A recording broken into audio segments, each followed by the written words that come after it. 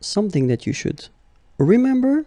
So attribut, so this adjective attribut can be attribut du sujet, like we have been saying so far. So ce film est bon.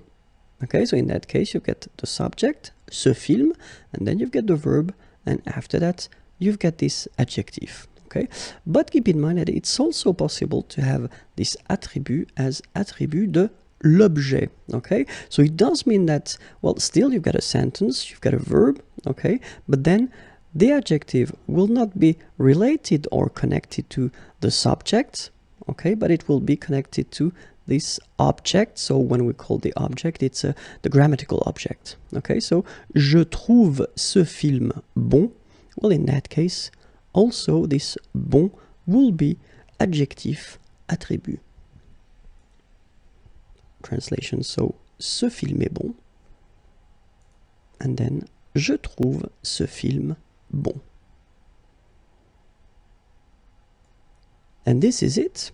I hope it was clear for you. Remember that you can find quite many videos on the YouTube channel. Facebook is waiting for you. If you want some sound, it's possible. And then the website is waiting for you, www.imagier.net. Have a great day. Bye-bye.